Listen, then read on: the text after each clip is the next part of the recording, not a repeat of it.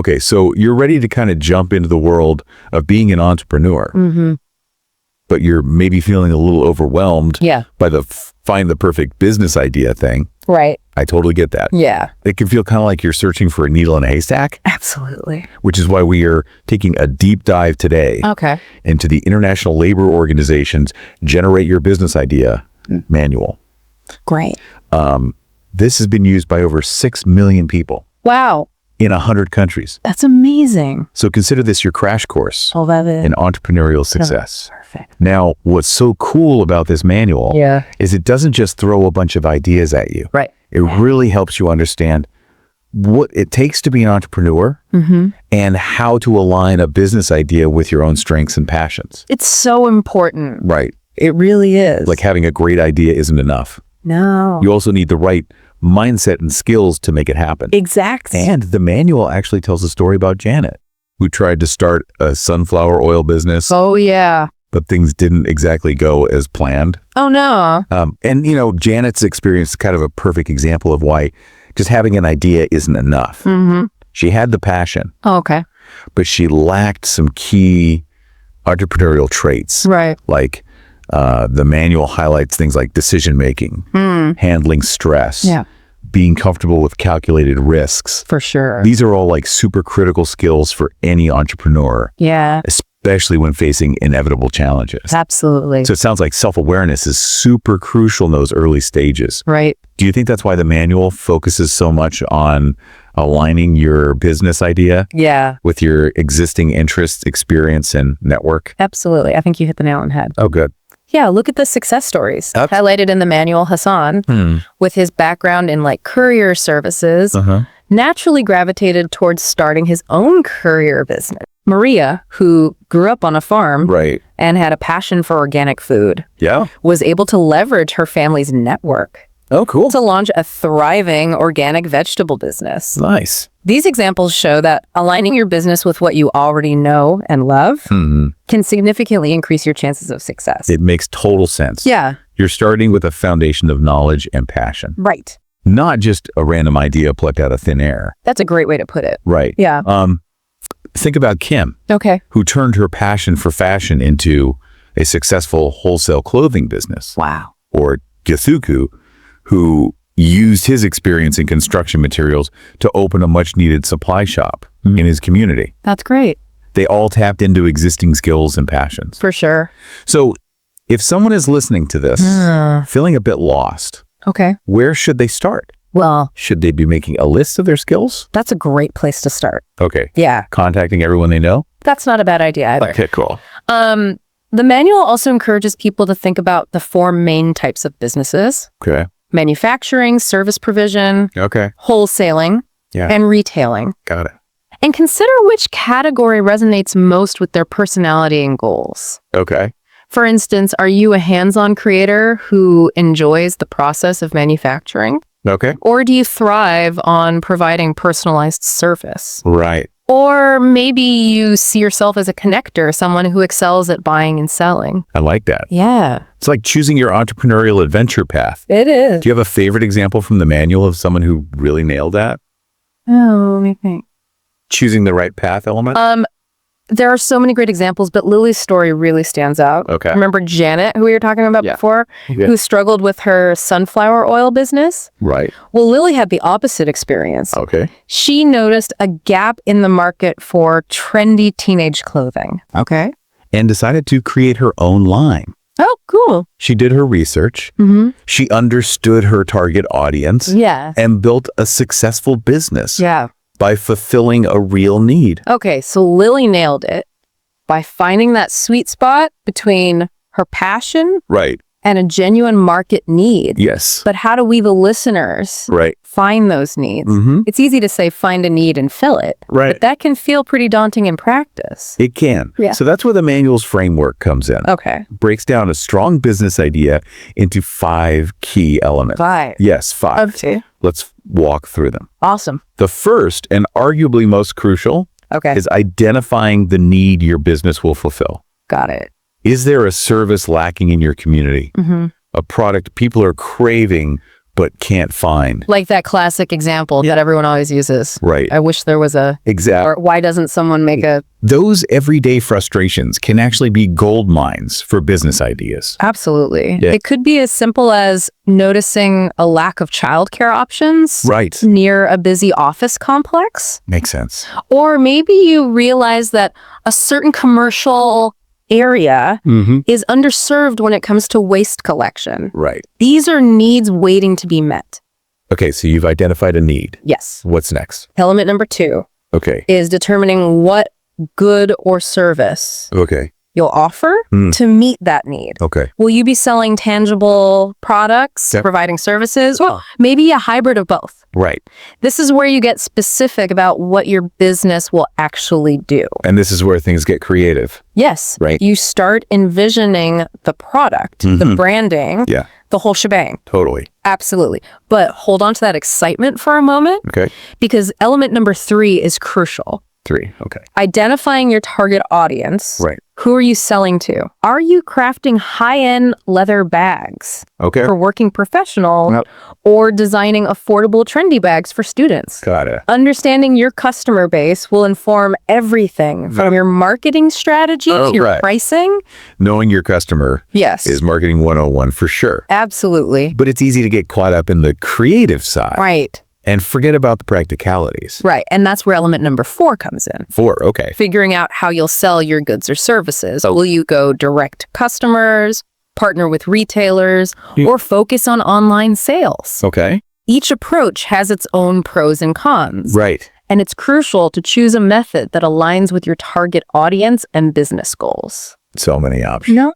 All right. It feels like we're building a business roadmap. Yeah. In real time. We are. What's the 5th element? The 5th and increasingly important element is considering your business's environmental impact. Will you be sourcing materials sustainably? Right. Minimizing waste.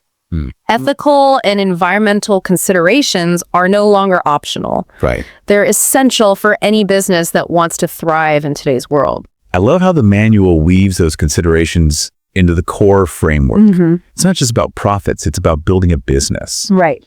That's sustainable and responsible. Absolutely. But let's be honest. Okay. Coming up with a business idea can feel intimidating. It can't. Even with this framework. Yeah. Where do you even begin? Well, the manual uses Hamisi's entrepreneurial journey to illustrate the process. Yeah. And it's a great example of how ideas evolve and refine over time. Okay.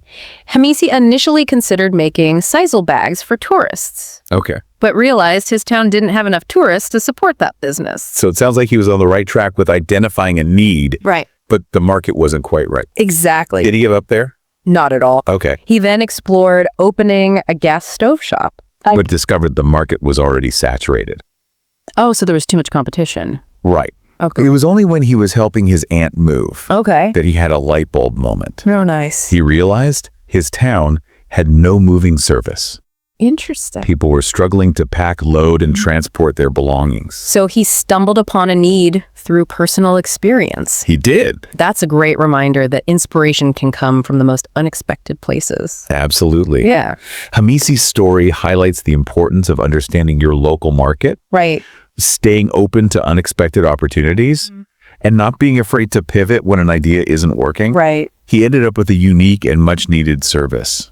Wow. That was right under his nose the whole time. That's such a good point. It can be easy to get fixated on one idea. It can. But sometimes the best opportunities are hidden in plain sight. They are. Speaking of which, I'm really intrigued by the manual's emphasis on learning from successful business owners. Yeah. Can you tell us more about that? It's like having a direct line to valuable real-world insights. Okay. The manual suggests reaching out to successful entrepreneurs in your community and learning from their experiences. Right. They've already navigated the challenges of starting and growing a business. Yeah. So why not tap into their wisdom? It's like having a mentor right in your backyard. Yes. What are some key questions we should be asking these entrepreneurial superstars?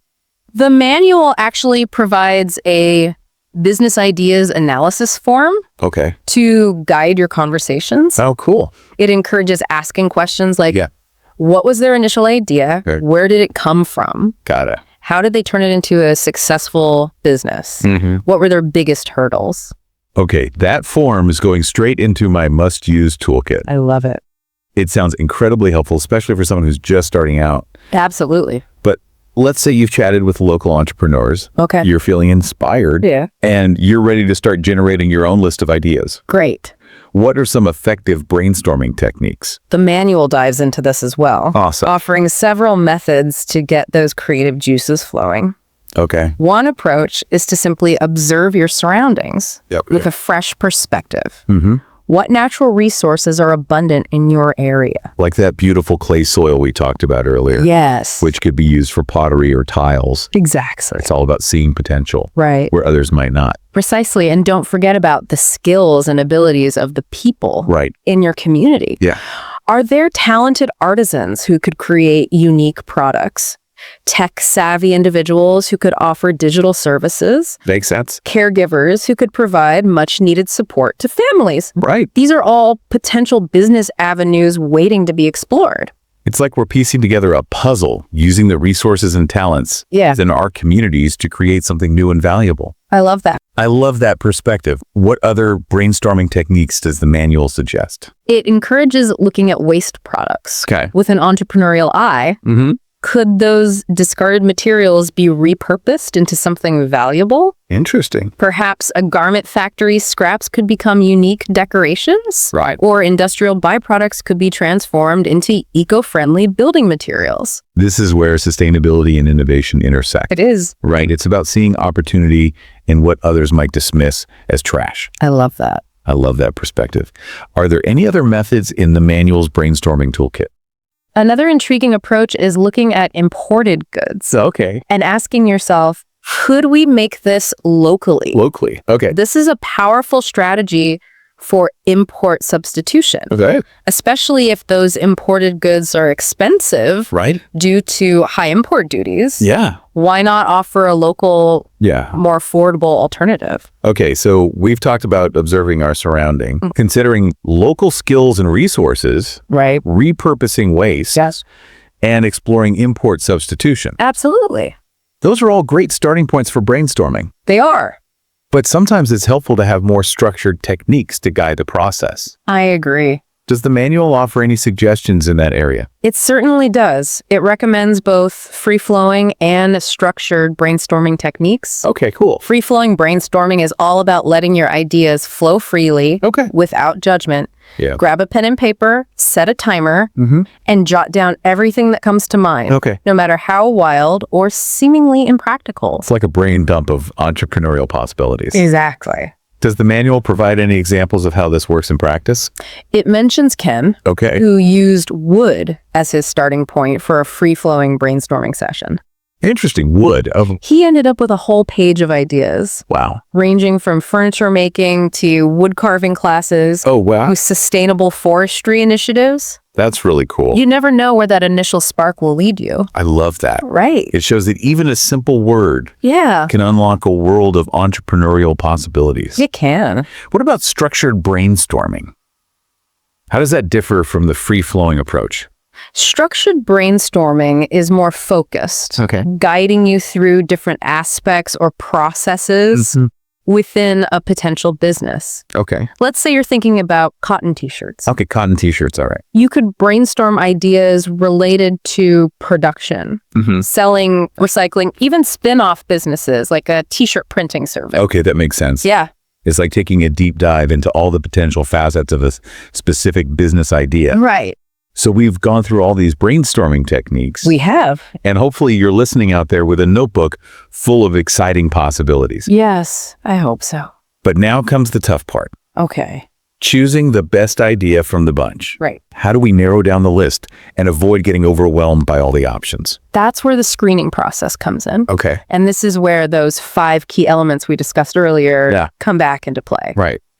Remember the good or service, the target audience, the sales method, and the environmental impact. Right. The manual recommends revisiting these elements for each of your brainstormed ideas. Yeah.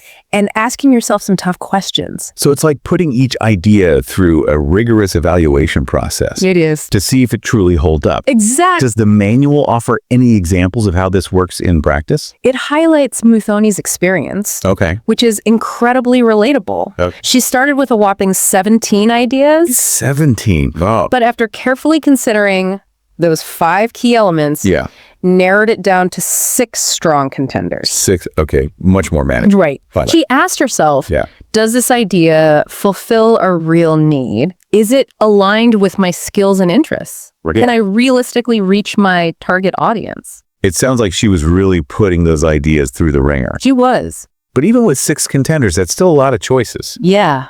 How did she make the final decision? That's where the power of SWOT analysis comes in. Okay, SWOT analysis. I've heard the term, but to be honest, I'm a little fuzzy on the details. Okay. Can you give us a quick refresher? Absolutely. Okay. SWOT stands for strengths, weaknesses, opportunities, and threats. Strengths, weaknesses, opportunities. Threats. Okay, got it. It's essentially a framework for analyzing a business idea from all angles. Hot. You list the idea's strengths and weaknesses, as well as the opportunities and threats present in the market. So it's like a 360-degree view of the business landscape. It is. Does the manual provide any examples of how to conduct a SWOT analysis? It walks us through Muthoni's process, which is incredibly helpful. Yeah. She used SWOT analysis to evaluate 3 of her top ideas. 3. A secondhand clothing store, a catering service delivering lunches to offices, and an agency for home-based care. Got it. For each idea, she listed its strengths, weaknesses, opportunities, and threats. So, for example, with the secondhand clothing store, a strength might be its affordability. It could. While a weakness could be the competition from existing clothing retailers. Exactly. Is that how it works? And an opportunity might be the growing trend of sustainable fashion. Oh, really? While a threat could be the fluctuating costs of sourcing secondhand clothing. Yeah. By weighing these factors, Muthoni realized that the secondhand clothing store presented the most advantages and the fewest, most manageable disadvantages. It sounds like SWOT analysis provided that extra layer of insight. Yes. Helping her make a strategic decision based on data and careful consideration. Exactly. And remember, the goal of a SWOT analysis isn't necessarily to find the perfect idea with no weaknesses or threats. Yeah. It's about understanding the landscape, identifying potential challenges, and determining whether your strengths and opportunities outweigh the weaknesses and threats. So it's about informed decision-making, not finding a flawless idea. I love that. Yeah. And in Muthoni's case, the secondhand clothing store aligned perfectly with her passion for fashion. Right. Which is a bonus. Which is a bonus. Yeah. Absolutely. That alignment is a powerful ingredient for entrepreneurial success. I agree. When you're passionate about your business, it fuels your motivation, creativity, and resilience. Okay, so we've brainstormed, analyzed, and narrowed down our options. Yeah. We've landed on a business idea that aligns with our strengths, passions, and market opportunities. Right. What happens next? What resources does the ILO manual offer to help us take that idea and turn it into a reality? It feels like we've covered so much ground already, from brainstorming and refining our ideas to understanding the market and conducting SWOT analysis. It's been a whirlwind of entrepreneurial insights. It's been an incredible journey so far, and you're right, we've only just scratched the surface. Oh, really? The good news is that the ILO doesn't leave you hanging once you've found your winning business idea. Okay. They offer a fantastic program called Start Your Business, or SYB, which is designed to help aspiring entrepreneurs like yourself develop a comprehensive business plan and take those crucial next steps. So it's like the next level of the entrepreneurial adventure. Exactly. We found the treasure. Now it's time to buzz the ship and set sail.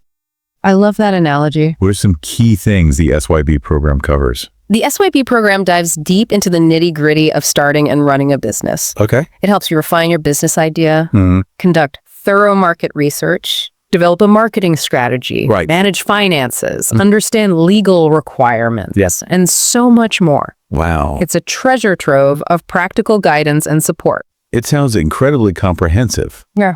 Do you think it's suitable for anyone regardless of their business idea or experience level? That's the beauty of the SYB program. It's designed to be adaptable and relevant to a wide range of businesses and entrepreneurial journeys. Oh, yeah. Whether you're starting a small local shop or launching an innovative tech startup. Right. The core principles and tools taught in the program can be applied to your unique situation. It's like having a personalized toolkit for entrepreneurial success.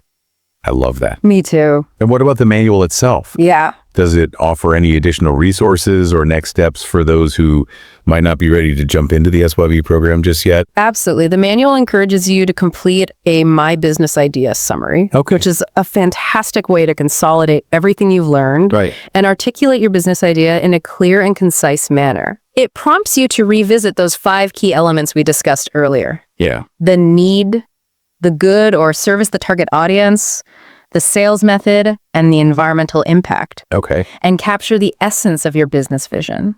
It's like creating a blueprint for your entrepreneurial dreams. It is. And speaking of dreams, I have to say, I'm feeling incredibly inspired by all the stories and insights we've uncovered today. Me too. It's amazing to see how everyday people like Janet Lily Hamisi and Mathoni have taken their passions and turned them into successful businesses. It's a testament to the power of human ingenuity. Yeah. And the transformative potential of entrepreneurship. And what's even more inspiring is that this is just the beginning. Absolutely. Exactly. Finding the right business idea is just the first step on an exciting and challenging journey. It is. But with the right tools, resources, and mindset, anyone can turn their entrepreneurial dreams into a reality. I completely agree. Even if you're not ready to launch your business today, the knowledge and insights you've gained through this deep dive will be invaluable. For sure. As you continue to explore and refine your entrepreneurial aspirations. I couldn't have said it better myself. So true. This information will be tucked away in our entrepreneur toolbox. I like that. Ready for when the time is right. That's a great way to look at it. And hey, if anyone out there is bursting with excitement about their newfound business idea, we'd love to hear from you. Please share. Share your entrepreneurial dreams with the Deep Dive community. I second that. Who knows? Maybe we'll feature your story in a future episode and inspire countless others to take the leap into the world of entrepreneurship. That would be incredible. Until then, keep diving deep, exploring those possibilities, and never stop believing in the power of your own entrepreneurial potential. I love it. On that note, we'll see you all next time for another deep dive. See ya.